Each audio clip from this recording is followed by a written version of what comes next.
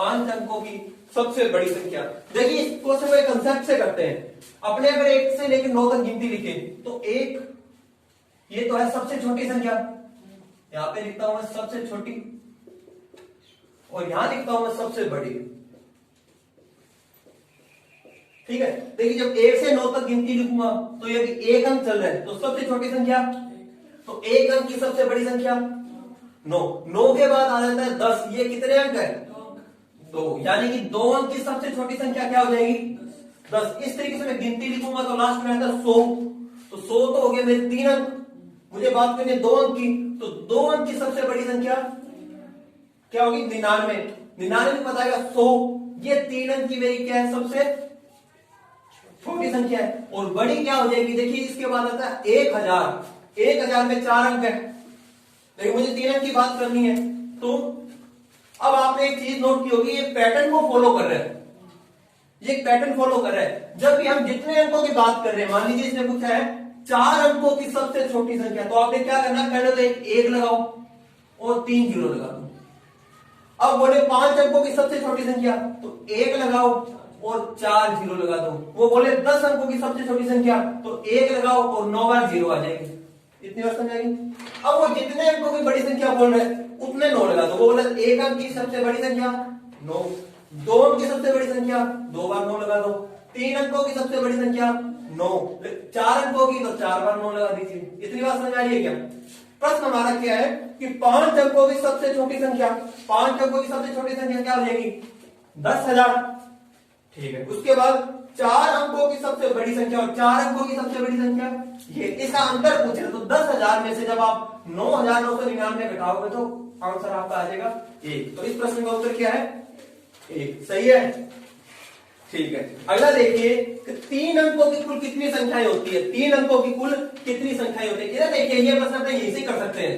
देखिए 3 अंकों की पहली संख्या क्या है 100, और 3 अंकों की अंतिम संख्या क्या है 99। अगर देखिए मैं 1 से 999 तक गिनती लिखता तो मेरे पास कुल कितनी संख्याएं आती 999। लेकिन मुझे पता है कि 1 से लेके 99 तक तो 2 अंक है, 100 अंक कहां से स्टार्ट होता है, सॉरी 3 अंकों वाली कहां से स्टार्ट होती है 100 से। तो इससे पहले कितनी संख्या थी 99, तो ये 99 इसमें से मैं घटा देता हूं तो मेरा आंसर क्या आ जाएगा 9। इतनी बात समझ आई। 900 है, 1 मिनट काट 900 है सर, काट सर 900 है वो, कोनी मारना मैं तो सर 900 है, मैं वाले कोनी अरे जीरो का काटी लगी नहीं काटा हुआ है। अगला प्रश्न देखिए, वो कह रहा है कि 3 अंकों कुल कितनी संख्या है, पता चल गया कि कितनी है 900। 3 अंकों कुल कितनी संख्या है 900। अगला प्रश्न है हाँ? अब तक सबके सही है। हाँ, अगला प्रश्न है, अब मैं प्रश्न कर रहा हूं 5वां, प्रश्न नंबर 5। जब किसी संख्या में से 16 घटाया जाता है, जब किसी संख्या में से 16 घटाया जाता है तब वह घटकर अपनी 80% हो जाती है। लेकिन मुझे नहीं पता कि संख्या क्या थी, मैंने मान ली संख्या थी x। ठीक है, अब x में से मैं क्या कर रहा हूं 16 घटा रहा हूं। वो कह रहा है कि जब किसी संख्या में से 16 घटाया जाता है तब वो क्या बन जाती है घट करके अपनी, यानी कि x की कभी भी का के की आ जाए तो अभी मल्टीप्लाई लगाओ 80% लगा दीजिए। ये था हमारा प्रश्न, ये हमारा क्या प्रश्न है। ठीक है, देखिए अब मैंने क्या किया x माइनस 16 एज लिखा। मैंने क्या किया कि जो ये परसेंट था, परसेंट को हटा के मैंने बट्टे में क्या लगा दिया 100। यहां तक कोई दिक्कत। अब मैंने इसे सोल्व किया, 0 से मैंने 0 काट दिया, कोई दिक्कत वाली बात नहीं है। तो यहां पे मेरे पास क्या मिला 4x बटे 5। इतनी बात फिर भी कैसे आया ये। ठीक है, इधर क्या था मेरा x माइनस 16। ठीक है, मैंने क्या किया इस 16 को तो इधर ले आया और ये वाले को मैं उधर ले जाता हूं, तो x ये वाला जब उधर जाएगा तो ये माइनस का 4x अपॉन 5, और ये माइनस का 16 इधर आके क्या हो जाएगा प्लस का 16। 5 को मैंने x से गुणा किया तो क्या 5x माइनस 4x बटे में बराबर में 16। ठीक है, अब मैंने क्या किया, 5x में से 1x गया, कितना बचा, सॉरी 4x गया, तो x बचेगा। नीचे जो 5 था ना, मैंने उसको इधर तिरछा गुना कर दिया।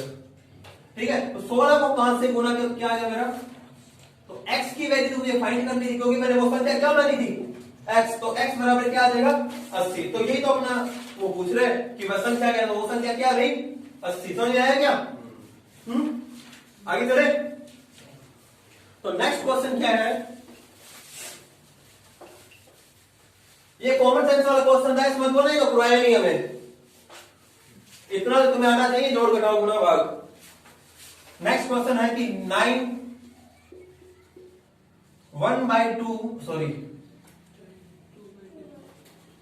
2/3 प्लस 1/3, कुछ नहीं, यहाँ पे बोर्ड मास लगाना था अपने को। बोर्ड मास क्या कहता है, पहले ब्रैकेट, फिर डिवाइड, फिर मल्टीप्लाई, फिर ऐड और लास्ट में घटाओ, सब्सट्रैक्शन। ठीक है, तो सबसे पहले ब्रैकेट को सॉल्व कीजिए, 9 को यहाँ पे रहने दीजिए। यहाँ पे जब नीचे वाली यानी का हर सेम होना, तो सीधा आप नीचे ये लिख लीजिए। अब यहाँ पे जोड़ है, तो इनको सीधा जोड़ दीजिए, 2 और 1 3, 3 को 3 से भाग दो तो क्या आ जाएगा, 1। जहां पे कुछ नहीं होता वहां पे क्या होता है, गुना होता है। तो 9 को 1 से गुना करोगे तो आपका आंसर क्या आ जाएगा, 9। इसका आंसर क्या आएगा, 9। सबका सही है, 9 से छठे का क्या कर रहे हैं, 6 का 6 का, ठीक है। उसके बाद देखिए चेक कैसे करना है, जो जिसने छोटा है ना उसको हाथ ही नहीं लगाना, जिसने कोई प्रश्न किया नहीं है उसको छेड़ना मत, जो गलत है वहां पे सुंदर सा क्रॉस लगा देना, जो सही है वहां पे छोटा सा टिक लगा देना। अगला क्वेश्चन देखिए क्या कह रहा है वो, कि 9/11 डिवाइड बाय 9/11। कल इस प्रश्न के बारे में डिस्कस किया था उन्होंने कि कभी भी इस तरीके से प्रश्न मिल जाए तो आप क्या कीजिए, इस भाग को गुणे में बदल दीजिए।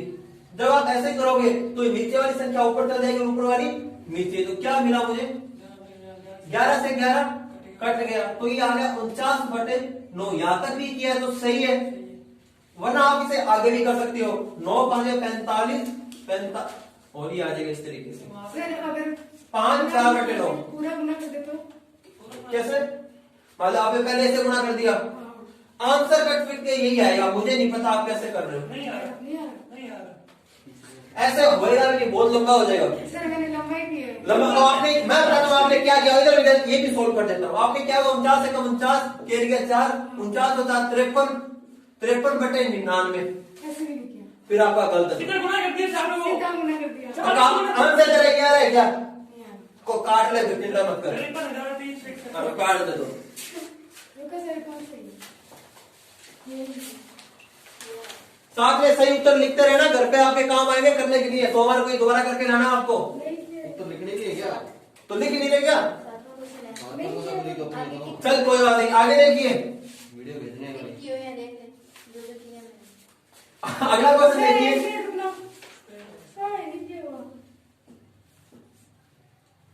कन्या कन्या बैठ जाओ, इतनी दिक्कत होती है तो सर मेरे को इसके काम समझ नहीं आ रहा, हाँ कन्या बैठ जाओ, तो सही ना करवा दी। अगला क्वेश्चन क्या था, रूट 256 बराबर। अब ये देखिए कि समझ नहीं आ रहा सर, मेरे को ये समझ नहीं आ रहा, तुम सही है, तो क्वेश्चन नंबर ध्यान रखो, तो बोलूंगा नहीं। इधर देखो, और पास में से देखिए अगला प्रश्न क्या था कि रूट 256, इसका मतलब है कि 256 ऐसी किसी कौन सी संख्या है जिसे आपस में गुणा करें कि 256 आ जाए, तो ऐसी संख्या है 16। तो 16 को आप 16 से गुणा करोगे तो क्या आ जाएगा, 256 आ जाएगा। ठीक है, तो इसका आंसर आएगा 16। ठीक है, नेक्स्ट देखिए कि क्वेश्चन है m multiplied by 31 equal to 961। देखिए यहाँ पे हम लोग क्या करना, m की वैल्यू ज्ञात करनी थी। ठीक है, तो m यहाँ पे गुणे वाला ये भाग में आ जाएगा, तो 31। ठीक है, 31 की है 93, 3 बचेगा तो यहाँ पे दोबारा 31 बन गया, 31 है कम 31। पहली बात तो ये। दूसरा, इस प्रश्न को आप कॉमन सेंस से कर सकते थे, क्योंकि जो 961 होता है वो 31 का स्क्वायर होता है। ठीक है, जिसको आता है वो या सीधा 31 पुट कर देगा, जिसको नहीं आता वो ये मेथड यूज कर सकता है। इतनी बात क्लियर है। नेक्स्ट क्वेश्चन देखिए क्या है कि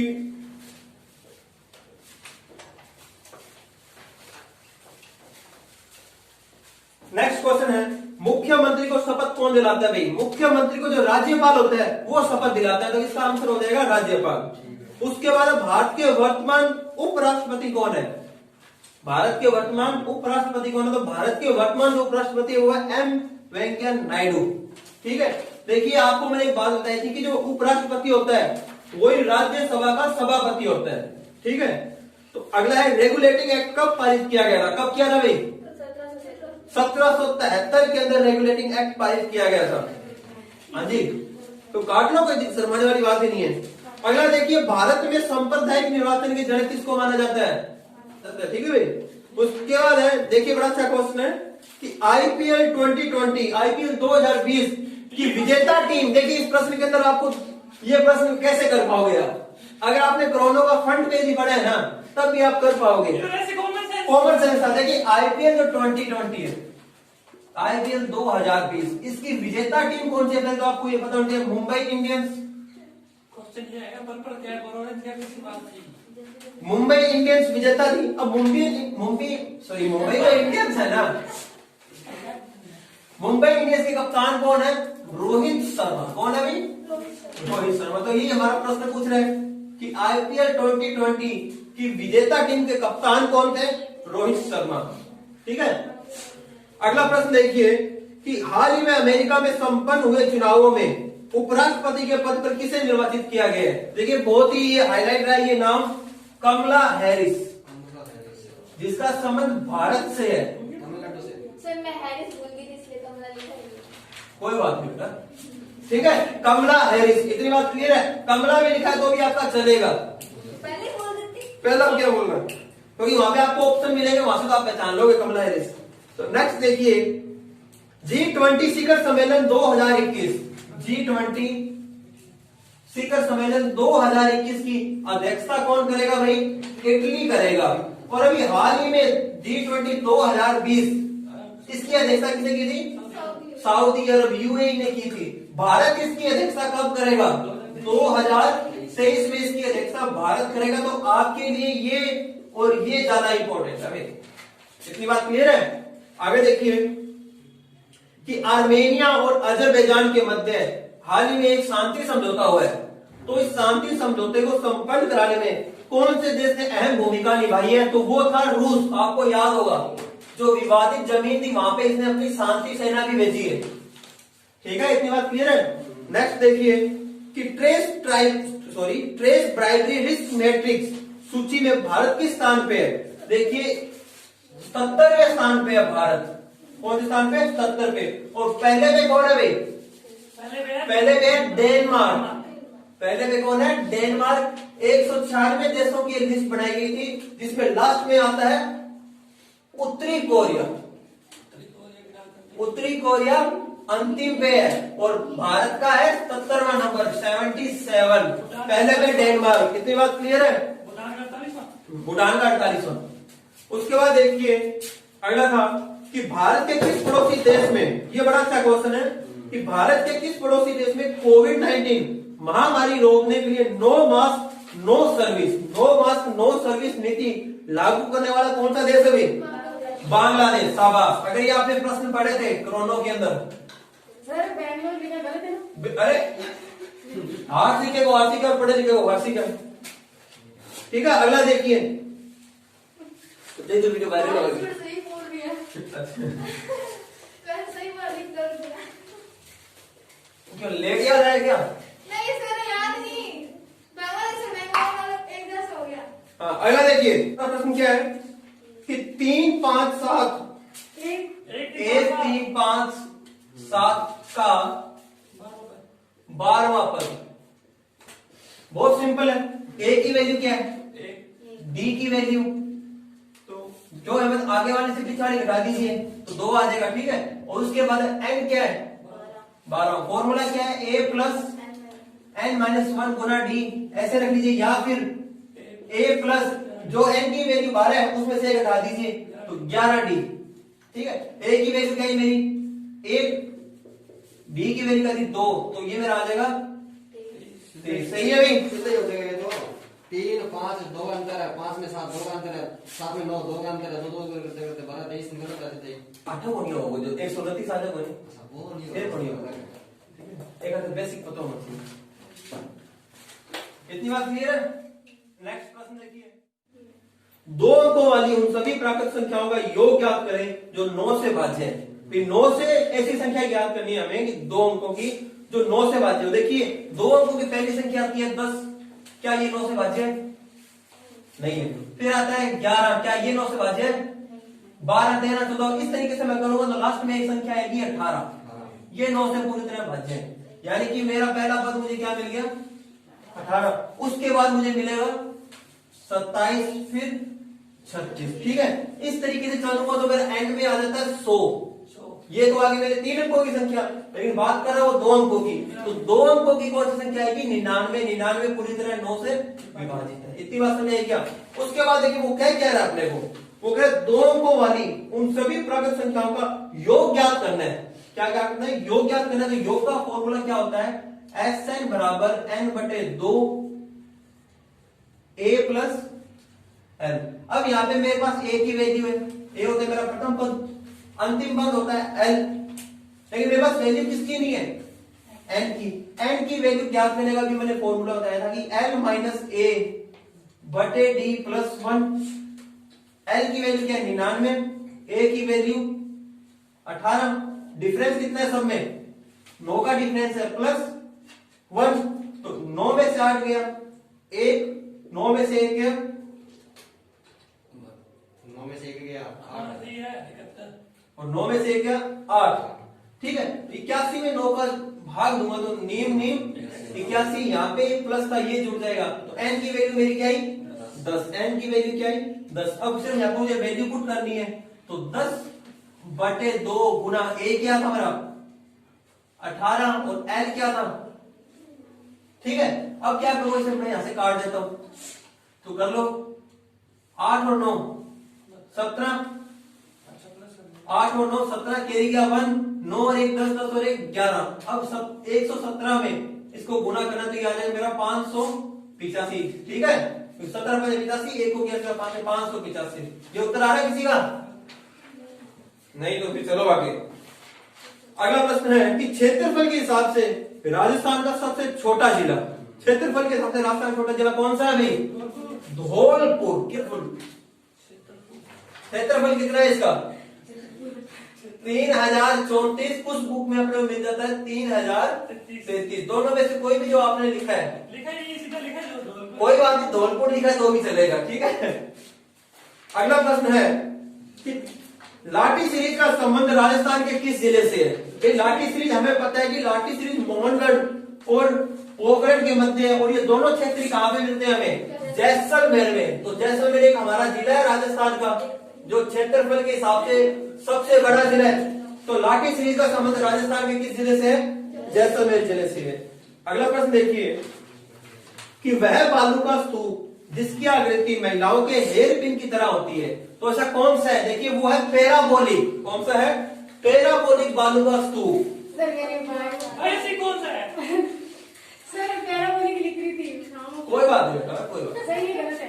नहीं। Parabolic, parabolic sand dunes. अगर आपने इंग्लिश में लिखा है तो भी आपका सही है, हिंदी में क्या? हिंदी आपने परवलयाकार, और भी 2-3 नाम परवलयाकार बालू का स्तूप लिखा है तो भी आपका सही है, या आपने सीधा हिंदी में ये चीज लिख दी पैराबोलिक बालू का स्तूप। बायोसिक लिखवाया था कोई? बायोसिक नया बनाया आज इन्होंने, पैराबोलिक बालू का स्तूप। ठीक है, अगर आपने इन तीनों में से कुछ भी लिखा है तो आपका सही है। इसकी आकृति महिलाओं के हेयर पिन के समान होती है। और अर्धचंद्राकार कौन सा होता है? बरखान। ठीक है, बरखान अर्धचंद्राकार होता है। नेक्स्ट देखिए कि वह बालू का स्तूप जिसका निर्माण वायु के भंवरों से होता है। देखिए मैंने आपको बताया कि जो बरखान होता है जिसे अर्धचंद्राकार बालू का स्तूप बोलते हैं, इसकी आकृति इस तरीके से होती है। ठीक है, और वायु के जो भंवर जिसे अपने भंगुरिया बोल देते हैं, ठीक है, वो इससे इसकी आकृति का निर्माण होता है। ठीक है, तो इसका कौन सा हो जाएगा? बल खान या अर्धचंद्राकार बालों का स्तूप, ये लिखा है तो भी आपका सही है। ठीक है।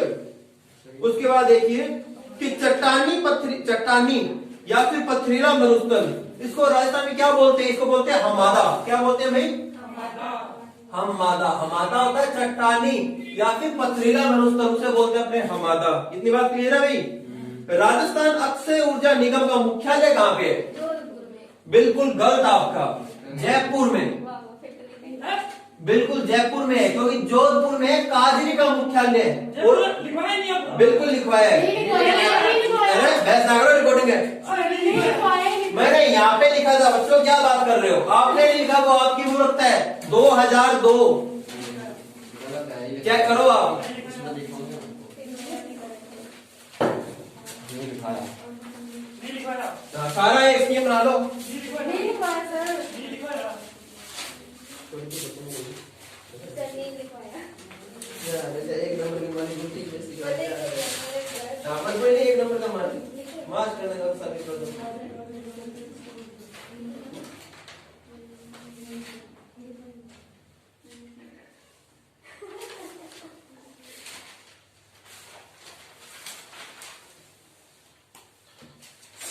देखो मेरे बच्चों, प्यारे प्यारे बच्चों, बात सुनोगे कि मैंने लिखाया था, क्योंकि जब मैंने लिखाया था ये यहाँ पे मेरे को याद है, मुख्यालय मैंने इस साइड लिखा था।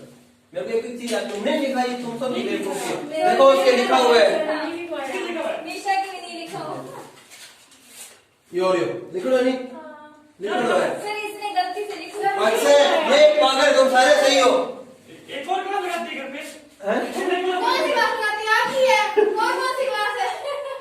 खड़ी कोनी। तो भाई इसका मुख्यालय जयपुर में, नहीं लिखा तो आप लिख लेना, आपके से आपका गलती नहीं होना चाहिए भाई। ठीक है, इसके तो कोई बात नहीं, मैं एक बोनस अंक दे दूंगा आप लोगों को। जोधपुर वाले का सही है गलत है?